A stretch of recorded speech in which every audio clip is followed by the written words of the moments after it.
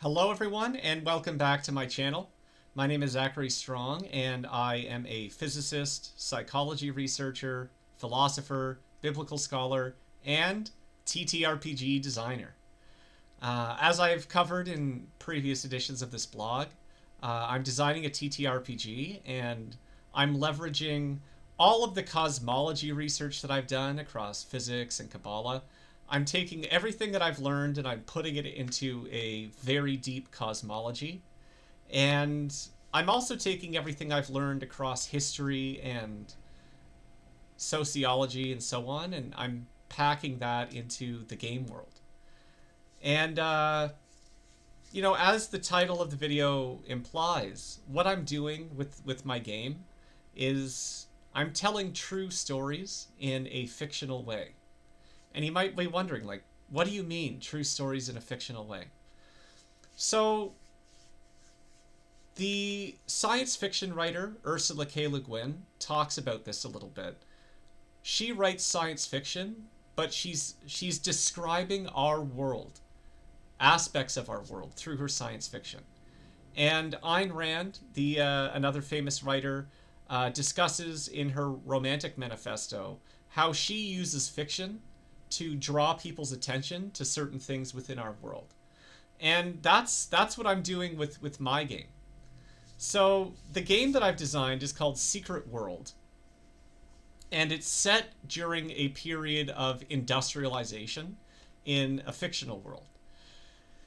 And there's also some supernatural mystery to the game. And so what I'm doing with the game is I'm using a fictional world to help people explore things like industrialization, colonialism, supernatural mystery, Kabbalah, and so on. I'm using a fictional world to allow people to play games and explore in a world that focuses on certain concepts. And I'm having a lot of fun with it. The cosmology that I've designed is very, very deep. It's deeper than anything that I've seen elsewhere, like D&D, World of Darkness, 40K. The cosmology is deeper, partially because it has a certain logic. And then the world that I've designed is, in the fictional world, the Industrial Revolution has just happened. People are getting used to the new ways of being and everything. They're dealing with, factories and urbanization and colonization and all of those things. And so I'm having fun because the stories that I'm telling are true stories. It just happens to be a fictional world. My inspiration for the game comes largely from the industrialization and colonization processes that, have swept the world since the 1800s or so. And I'm really focused on highlighting some of the problems with industrialization, some of the negative effects, and so on. And so I've layered in not just supernatural mystery to the game, but also bureaucratic horror, I suppose you could say. And based on a lot of things that I've learned and picked up about, our world history, I've been able to start developing stories and narratives and so on within the game world that highlight those things. Now, in terms of game design and game development, I'm actually making rapid progress. So I'm working with an Argentinian company called The Company, and they're helping me manage some play testing and mechanic development and so on. And we've actually been through about 3 rounds of play testing on the combat system. They recently ran a one-shot adventure in the setting, and everything seems to be going quite well. With some good luck and some hard work, I could have a completed TTRPG within 4 to 6 months, I think. So that's really exciting. And I figured I would share a little bit about what I'm up to in terms of game design. So as you can tell, Secret World, it's set in about an equivalent of the 1800s, so Victorian age, early Industrial Revolution, and so on. And as you can see, there's the city street on the right hand side, and there's some monsters lurking in the alleyway that not everyone is aware of. So the game, I've designed it. If you're familiar with fantasy and TTRPGs, it'll remind you of the World of Darkness, like Vampire the Masquerade. Strong influences from the Lovecraft mythos and so on. But I've been able to put my own spin on it, given my cosmology research and my historical knowledge and so on. So, regarding the title of the video, Telling True Stories with Fictional Worlds, I've opened the book, the core book. I'm going to be opening it with a prologue, which features several short stories, which are kind of like a slice of life in different areas of the world. And so what I'm going to do is I'm actually going to read a couple of these short stories for you. So the first one is called I Learned It from My Grandmother. And my inspiration for this story comes from the Canadian context that I'm in. Obviously, if you know anything about recent Canadian history, you'll know there's a lot of controversy and shame around Canada's treatment of Indigenous peoples. And from the Indigenous peoples context, a lot of what they're doing is reclaiming the old ways that were forgotten, or in some cases intentionally destroyed. So the Canadian context that I'm in gave me the inspiration for this story. I learned it from my grandmother. My grandmother was born 2 decades before the Corvan Empire was unified. She used to tell me stories about what life was like before the railroads and factories, and how her tribe lived before everyone moved to the cities. She told me that everything people had was made by hand, and that it would take days to weave a single piece of clothing. She talked about the clean rivers, the abundant forests, and the clear skies. My grandmother told me about how her tribe would make offerings to the spirits of the forest. I learned how they would say a prayer before each meal, thanking the spirits of the plants and animals. When I was 4 years old, my grandmother taught me that prayer, and I started to say it before each meal. I thought that was normal, that everyone grew up with those stories. I thought everyone learned prayers from their grandparents. But when I went to school, I realized that I was different, in a bad way. One day, I was eating lunch with the other children, and they noticed that I said a prayer over my food. They laughed at me. They said I was superstitious. They told the teacher, who asked me where I had learned such nonsense. I told her that my grandmother taught me. She told me my grandmother was ignorant. So I stopped saying the prayer, at least when anyone was watching. But when I visited my grandmother, she would smile and ask me if I had remembered, and we would pray over our food together. My grandmother taught me that the world was alive, that the wind spoke to us, that the trees were paying attention. When she died, she made me promise that I would never forget what she taught me. She told me that I had to keep her traditions alive. As I grew older, I heard stories from other people in the city. Stories about ghosts and demons and spirits and angels. Most people dismissed them.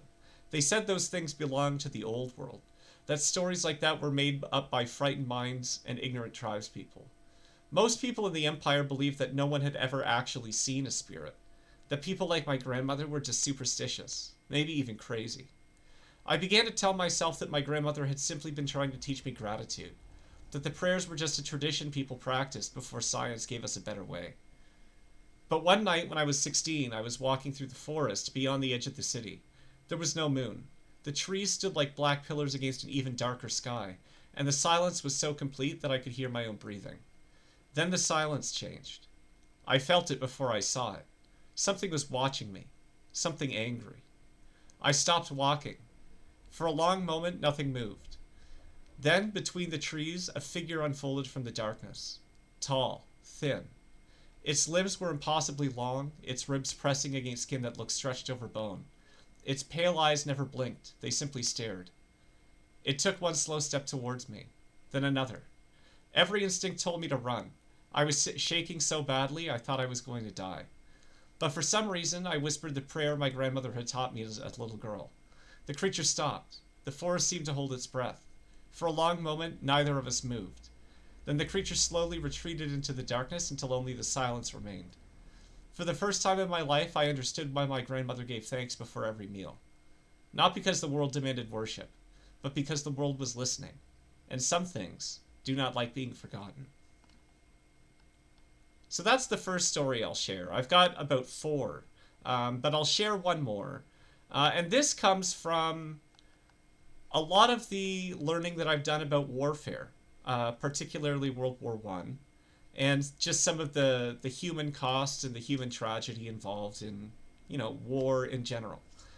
And in particular, this story was inspired by an event in 1800s warfare known as the Thin Red Line. And so essentially, you can look it up, Thin Red Line. Essentially, a thin line of riflemen turned a cavalry charge. They stood against a cavalry charge. And the way that they did it and the events of the battle were quite notable. And so I was, inspired by that event to write about a similar event happening in the game world. And this event is encapsulated in a short story called How I Got This Medal. The instructor introduced the old man as one of the last surviving veterans of the Border Rebellion. The cadets were told that he was one of the farmers who defeated the infamous Knights of Valadorn. The veteran was an old man now. His clothes hung loosely from his shoulders, and his hands trembled as he rested them on the podium. Despite the medal around his neck, he looked out of place at the most prestigious military academy of Shinar. He looked over the lecture hall for a long moment before speaking. "When I was your age," he began, "wars were still fought the old way, with swords, shields, and spears." He smiled faintly. If a commander broke the enemy's line, the battle was usually over. Cavalry decided most battles, and the discipline of the infantry decided what couldn't be solved with cavalry. He paused. Then the rifles arrived from Shinar in support of our region's secession from Valadorn. We had never seen anything like them. We had heard stories about strange weapons from Shinar, but we had no idea how these would help us against the fully armored knights that were coming to crush our secession attempts. He looked towards one of the academy windows. "Until the morning we fired them." He described the battle as though he were seeing it unfold once again. The cavalry had formed on the ridge, hundreds of riders, bright banners, polished armor catching the morning sun. At the other end of the field were the farmers and conscripts who wanted to secede. They stood in a thin line, 2 men deep, armed with rifles. Typically, we would have been armed with pikes and spears. All we had were these newfangled rifles with little bayonets on them. None of us had any idea how we would be able to withstand a charge from the knights. Then the Knights of Valadorn began their charge. The ground shook beneath the horses. "We were terrified," said the veteran, "but we held our line. Then we received the order to raise our rifles and fire. The first volley echoed across the valley. Smoke swallowed the front ranks. We couldn't see anything for the smoke," the veteran said, "but we could hear the screaming." The veteran described another volley, then another. "When the smoke cleared," the old veteran said, "we realized we had witnessed the end of an age. The knights never reached our line, and the field had become a graveyard. It only took 3 volleys." He stopped speaking. His eyes remained fixed on some distant place beyond the lecture hall. A tear slowly rolled down his cheek. No one spoke. Finally, one of the officer cadets stood. "Sir?" The old man looked up, tears streaming down his face. The cadet asked his question. "If it was such an extraordinary victory," the cadet hesitated, "why are you crying?" The room fell silent. The veteran lowered his eyes, wiping tears from his cheek. "My cousin rode with the cavalry." A murmur passed through the hall. "Our family lived near the border. When the rebellion began, some of us wanted to secede and join the kingdom of Shinar, but some of us remained loyal to Valadorn." He took a slow breath and folded his hands together. "My cousin and I grew up together. We were close as children." The cadets were too stunned to speak. The veteran continued to explain. "After the fighting ended, I walked the battlefield looking for survivors." His voice shook as he continued. "I found my cousin beneath his horse. He had been shot through the chest. He was bleeding into his lungs and could barely breathe." The old man closed his eyes. "He asked me to tell his mother, my aunt, that he wasn't afraid." For several seconds he couldn't continue, but finally he spoke again. "When your teachers speak of that battle, they would tell you it changed history. But that isn't what I remember. I remember holding my cousin as he died. and they gave me a medal for my trouble. He rested one hand against the worn wooden podium. I have never touched a gun since. And so the stories that I've just read to you, these two stories, they are true stories. They are true stories. They actually happened. But they're in a fictional world. And that's kind of what I'm trying to do with my game is I'm trying to tell true stories of ordinary people in extraordinary circumstances. And the concepts in the game are true. Industrialization, colonization, even, aspects of the supernatural. All of those things are true. However, I'm using a fictional world to tell those true stories. And yeah, that's what I'm up to. As I mentioned, the game design itself is coming along nicely. I've got a combat system mostly done, feats, skills, character progression, developing the magic system. Already been through a few playtests of the combat system and a playtest of an adventure, and feedback so far has been really, really good. So I'm excited to share more about the game as it continues to progress, and yeah, hopefully within 4 to 6 months it'll be done. Um, but I will say, despite all of the game design, the aspects of the design process that I've enjoyed the most have been the cosmology design and the stories that I just read to you. These the opportunity to tell true stories like this in a fictional way is so exciting to me, and I hope you enjoyed it. Anyway, thanks very much. If you want to follow along with the design process, subscribe to my channel, and I should have more soon.